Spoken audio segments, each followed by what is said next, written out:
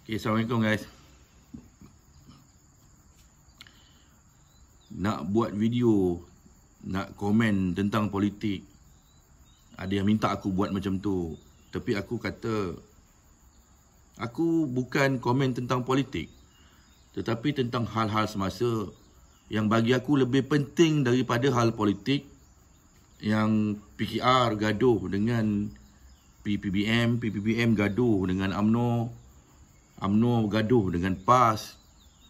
Dan sejak, aku tak tahu, mungkin sekitar drastiknya mungkin 10 tahun lepas, perdebatan dalam parlimen untuk menyingkirkan Datuk Seri Najib, yang akhirnya Datuk Seri Najib sekarang berada dalam penjara, tahanan penjara. Dan ketika itu kalau kita lihat tentang bagaimana kecohnya tentang rasuah, tentang salah guna kuasa yang dilabelkan kepada Datuk Seri Najib, mengheret Datin Seri Osmah, pemimpin-pemimpin UMNO yang lain. Ibarat negara kita memang dah hancur di tangan pemimpin-pemimpin yang aku sebutkan tadi. Hari ini, berapa tahun dah berlalu, Datuk Seri Najib ada dalam penjara. Perkerajaan bertukar. Penggal yang lepas, berapa ya? Mahathir, Muhyiddin Yassin, Mail Sabri, yang hari ini Anwar Ibrahim. Tempoh sepenggal lebih sikit, ada 4 Perdana Menteri. Tapi sampai hari ini selepas Datuk Seri Najib ada 4 Perdana Menteri, negara ni makin hancur. Bukan aku nak backup ataupun nak mengangkat Datuk Najib, tetapi aku nak sambung tentang aku nak cakap apa. Selama mungkin belas tahun dah kita bercakap tentang salah guna kuasa dan sebagainya. Hari diganti dengan pemimpin-pemimpin baru, sampai hari ini masih belum selesai masalah pemimpin. Terus bercakaran di parlimen, ibarat tempat tu adalah tempat haiwan sedang berbahas. Sedangkan tempat itu adalah tempat yang bagi aku tempat yang mulia, mana undang-undang dan segala dasar negara digubal, diluluskan dekat situ. Tapi tak jadi. Wakil-wakil rakyat terus bercakap, tunjuk siapa bagus, siapa tak bagus. Tapi dalam perlahan-lahan, sehingga hari ini, kebelakangan setahun ini, tak sampai setahun ini, mereka telah pun mengakui bahawa warga asing adalah permasalahan yang perlu diselesaikan dulu. Rakyat dalam negara ini tak ada duit, kerana duit kita hari ini disedut oleh parti-parti ni yang tidak mendatangkan satu sen faedah pun kepada negara. Tak ada. Dia masuk ke sini secara percuma, kemudian mereka terus hidup di sini sebagai rakyat negara kita, menghirup makan subsidi negara kita, tetapi menghantar balik duit kepada negara mereka. Itu beza. Rakyat negara kita makan subsidi ke, makan bantuan ke, dia tidak ke mana-mana. Mereka bekerja, duit pusingan hasil gaji, bantuan dan sebagainya berpusing balik dalam negara. Berbeza dengan warga asing atau parti ni, yang mana pendapatan yang mereka dapat, lebih 90% dihantar balik ke negara mereka. Mereka membina kehidupan, rumah dan sebagainya. Kemudian jumlah pekerja asing yang ada di negara ini yang mengantar balik, yang secara sah pun jumlahnya besar. Sampai baru ni kita terkejut mendengar sebulan, dalam setahun berapa ratus juta telah dihantar ke negara-negara asing. Mereka bina negara dengan duit negara kita, hasil daripada mereka menghantar rakyat mereka masuk kemari. Dan kegilaan pemimpin politik ialah meluluskan kota-kota untuk makan komisen per head atau per kepala.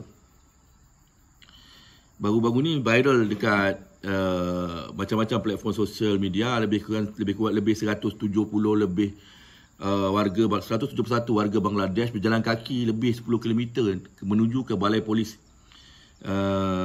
di Johor, Kota Tinggi, tak silap aku tadi apa, Seri Bayu ke apa ya, ke balai polis Bayu Damai untuk membuat laporan polis mengatakan mereka telah tidak dapat kerja selama 3 bulan selepas sampai ke negara ni, dan ejen tak boleh dapatkan kerja untuk mereka. Soalannya, Macam mana ejen ni dapat kota tapi tak ada kerja? Macam mana mereka boleh dapat kota tapi tidak ada penempatan kerja? Cuba kira satu orang cas 7, 8, 15, 20 sehingga 30 ribu. Berbagai-bagai bentuk jumlah wang yang mereka tipu. Sampai ke negara ni, orang ni tak ada kerja, ada yang dikurung tak makan.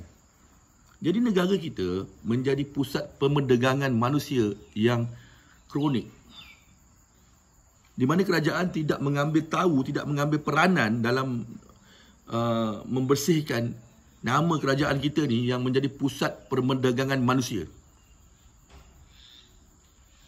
Segelintir manusia dalam negara ini mengaut keuntungan melampau kaya hasil daripada makan komisen per head. Aku ada jumpa Bangladesh yang beli bangunan seharga 40 juta.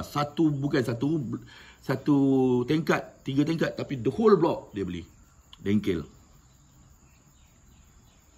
Bawa masuk warga asing, bawa masuk Bangla. Commission ada dekat some of politician lah. Jadi, ini bukan perkara baru, tapi dah menjadi barah. Dan hari ini semakin parah. Barulah beberapa hari ni aku tengok Anwar Ibrahim PMX sebut, Rafizi komen, Menteri Wilayah komen, dan aku nampak ramai menteri mula komen. Good, bagus, tapi aku tak nampak tindakan. Dan mereka ni tak habis-habis bercakap soal nak merebut jawatan. Aku bukan menyerang kerajaan, tapi aku selalu sebut, aku tak ada apa pun nak sebut sangat, aku nak cerita pasal ni je hari ni, bahawa aku tidak serang kerajaan. Sama ada PKR ataupun UMNO, mungkin tak lama lagi PAS PN atau apa sahaja kerajaan. Jangan pedulikan apa yang musuh engkau, iaitu pembangkang engkau, sedang bantai tentang cerita rasuah atau apa semua. Kerana apa? Kerana dulu kau apa macam tu. Hari ini kau tunjukkan kepada, aku mencarut kau apa tindakan korang bila dapat negara ni? Nombor 1, kembalikan ekonomi negara ni. Macam mana nak kembalikan? Aku cakap nanti Rafizi panggil pula aku dalam bakar-bakar dia tu. Aku boleh bawa lah kerang ke, kan, lala ke nak bakar. Tapi bodohnya kau nak sembang. Sekarang ini cerita betul-betul duit dalam negara ni lari keluar berapa ratus bilion. Bilion nilai duit lari di keluar negara. Dan tidak datang satu hasil pun. Pekerja ni bekerja di sini, mereka berniaga, mereka bekerja, ambil pekerja mereka bekerja dengan mereka dapat duit sebab mereka bos.